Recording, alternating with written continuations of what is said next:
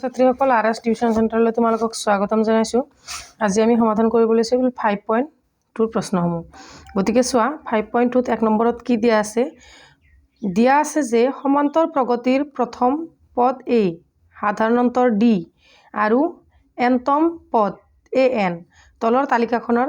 খালী ঠাইসমূহ পূৰ কৰা। আমি এই প্ৰশ্নসমূহ কৰাৰ আগতে তোমালোকক অলপমান আগতীয়াকৈ অলপ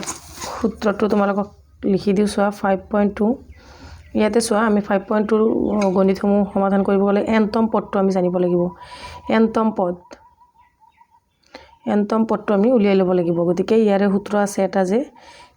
an = a + n - 1 d * d। গতিকে চোৱা ইয়াতে an মানে কি? ইয়াতে লিখি থবা ধুনীয়াকৈ an =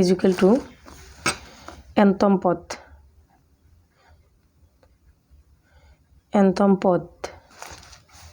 মানে এই nটো হৈছে nতম পদ যিটো শেষত আমাৰ দিয়া থাকে। আকৌ এইটোতো সকলোৱে জানা, এইটো হৈছে প্ৰথম পদ। এইটো আমি চোৱা ভিডিঅ'বোৰত এইটোৰ বিষয়ে গণিত কৰিছোঁ। এইটো নিয়মত প্ৰথম পদ। তাৰে পিছত n মানে হৈছে পদৰ সংখ্যা, কিমানটা পদ দিয়া আছে পদৰ সংখ্যা, আৰু d মানে হৈছে সাধাৰণ অন্তৰ। a আৰু d আমি আগতে পাইছোঁ সাধাৰণ অন্তৰ। এতিয়া চোৱা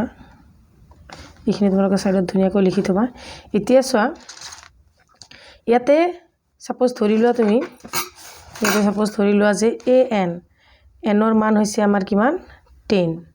= a কিমান a প্লাছ কি হ'ব এই 10 - 1 * d মানে কি হ'ল a + 10 পৰা 1 এটা গ'লে থাকিব 9d। গতিকে তোমালোকে একেবাৰে সহজ ভাষাত কৈছোঁ, তোমালোকে এটা মনত ৰাখিবা যে a + d টো থাকিবই লাগিব। a + d টো আমাৰ থাকিবই লাগিব। বুজি পাইছানে? ইয়াত চোৱা ইয়াত কিমানতম উলিয়াব দিছে তাৰ পৰা 1 বিয়োগ কৰিম আমি। ইয়াতে an ইয়াতে কিমানতম পদ দিছে তাৰ পৰা আমি 1 বিয়োগ কৰি ইয়াতে ইয়াতে বহাই দিম। বহাই দিলে আমাৰ সূত্ৰটো হৈ গ'ল। এনেকৈ ধুনীয়াকৈ মনত ৰাখিবা যে a + d টো আমাৰ বাধ্যতামূলক। তাৰপিছত যিমানতম পদ দিয়া আছে সেই পদৰ পৰা 1 মাইনাছ কৰিলেই d লগত ইনটু কৰি দিলেই হৈ যাব। চোৱা আৰু এটা উদাহৰণ দিছোঁ। ছাপোজ a13 হয়নে? a13 = কি হ'ব আমাৰ সূত্ৰটো a + 12d হয়নে? কি বুলি কৈছিলোঁ যে 13ৰ পৰা এটা 1 মাইনাছ কৰি এই d লগত ইনটু কৰি দিলেই সূত্ৰটো হৈ যাব। গতিকে আমি 5.2 গণিতসমূহ এইটো সূত্ৰত কৰিম। বুজি পাইছানে? চোৱা এতিয়া আমি প্ৰশ্নলৈ আহোঁ। 1 নম্বৰ প্ৰশ্নটোত কি দিছে ইয়াতে চোৱা 1 নম্বৰটোত a d n আৰু an। গতিকে 1 নম্বৰটোত দিছে a দিছে 7, d দিছে 3, n দিছে 8 আৰু an উলিয়াব দিছে আমাক। গতিকে চোৱা 5.2ৰ 1 নম্বৰটো দিয়া আছেখিনি লিখি লওঁ আমি।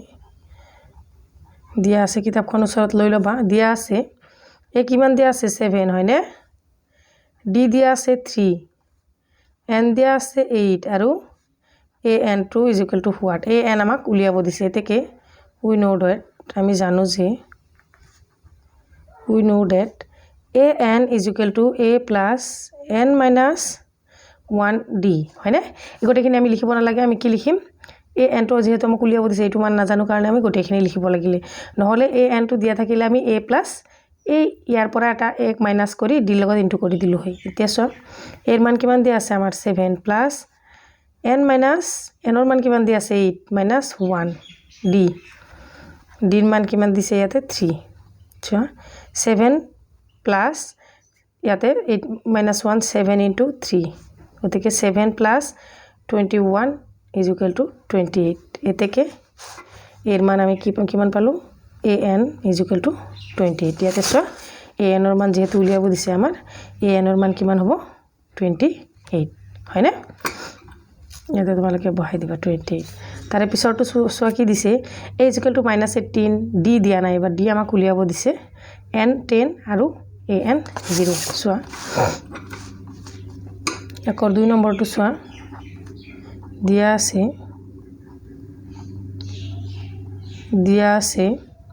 a is equal to minus 18 d is equal to what n is equal to 10 আৰু a n is equal to 0 হয়নে এতিয়া we know that আমি জানো যে a n is equal to a plus n minus 1 into d a n এর মান কিমান দিছে আমার 0 is equal to a এর মান কিমান দিছে minus 18 plus n minus 1 n হইছে 10 minus 1 d হয়নে এতে চোৱা ইয়াতে 0 এই মাইনাস 0 আৰু নিলিখিও ইয়াতে মাইনাস আছে এইটো ইফালে লৈ আহিম প্লাস 18 হ'ব ইয়াতে হ'ব 10 minus 1 9d হয়নে এতেকে আমি 9 টো ইফালে লৈ আহিম d টো ইফালে থাকি যাব 9 এৰে 18 কেইবাৰ কাটিব পাৰো নিশ্চয় দুইবাৰ এতেকে d এর মান কিমান হল d is equal to 2 হয়নে ইয়াতে আমি d ঠাইত কি দিব লাগিব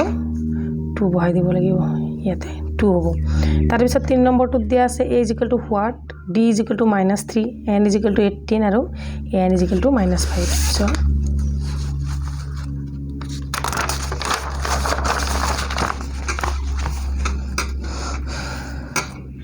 আকৰ 3 নম্বৰটো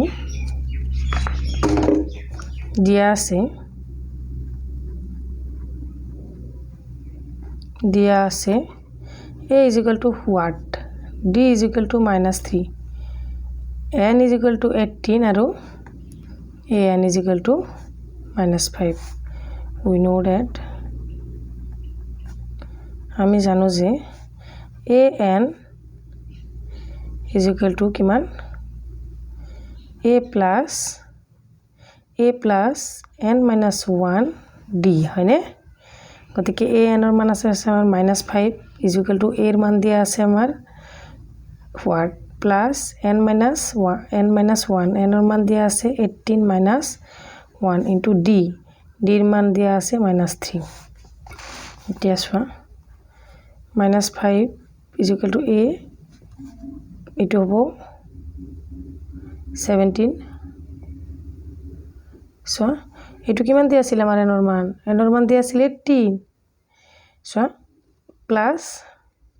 এটো 17 এটো প্লাস এ মাইনাস কিমান হ'ব মাইনাস হ'ব হয়নে ইয়াতে থাকিব 17 into 3 317 কিমান হ'ব -5 is equal to a minus 21 or 1 6 35 51 এতেকে এইটো যেহেতু 51 টো ইফালে মাইনাস হৈ আছে ইফালে লৈ আহিম প্লাস হ'ব 5 minus plus 51 ইয়াতে মাইনাস আছে ইফালে প্লাস হ'ব এই এতেকে -5 গলে থাকিব আমাৰ 46 এতেকে এৰ মান আমাৰ কিমান হল 46 ওলাব একেবাৰে সহজ হয়নে গতিকে ইয়াতে 3 নম্বৰ খালি ঠাইটোত 46 বহাই দিয়া তাৰ পিছত 4 নম্বৰটো কি দিয়া আছে চোৱা 4 নম্বৰটো দিয়া আছে -18.9 d দিয়া আছে 2.5 and what আৰু a n দিয়া আছে 3.6 আচ্ছা আকৰ 4 নম্বৰটো দিয়া আছে খিনি লিখি লোৱা দিয়া আছে a is equal to -18/9 d is equal to -2.5 minus আছে না নাই সব মাইনাস নাই অকল 2.5 n is equal to what আৰু a n is equal to হৈছে আমাৰ 3.6 এতিয়া আমি জানো যে সূত্ৰটো বহাই দিম আমি সূত্ৰটো বহাই দিম সূত্ৰটো কি আছিল a n is equal to a plus n minus 1 into d গতিকে a n এর মান দিছে আমার 3.6 is equal to এর মান দিয়া আছে -18.9 plus n minus 1 into 2.5 গতিকে ইয়াতে আমি এটো যেহেতু ইয়াতে মাইনাস আছে ইফালে আনিলে কি হ'ব আমার প্লাস হ'ব 18.9 হয়নে is equal to 9 minus 1 into 2.5 এতেকে এইখিনি প্লাস কৰিলে আমাৰ হ'ব কিমান হ'ব 2.5 is equal to n minus 1 into 2.5 এটাকে 2.5 টো ইয়াতে পূরণ হৈ আছে এফালে লৈ আমি হরণ হৈ যাব 22.5 by 2.5 থেকে যেহেতু আমার এটার পিছত দশমিক আছে দুটারে দশমিক আমি উঠাই দিম গতিকে ইয়াতে 225 by 25 is equal to n minus 1 25 रे 225 ক আমি 9 বার কাটিব পাৰো এতেকে 1 টো ইফালে মাইনাস হৈ আছে এটা লাইনতে কৈ দিম এইফালে আহিলে প্লাস হ'ব ইকুয়াল 10 এতেকে n is equal to কিমান হ'ব আমাৰ 10 হয় না 4 নম্বৰটো হ'ব n is equal to হ'ব আমাৰ n ৰ মান যেহেতু উলিয়াব দিছে ইয়াতে হ'ব 10 তাৰ পিছত 5 নম্বৰটো সোয়া 5 নম্বৰটো দিয়া আছে a দিয়া আছে 3.5 d দিয়া আছে 0 n দিয়া আছে 105 আৰু a n is equal to what soya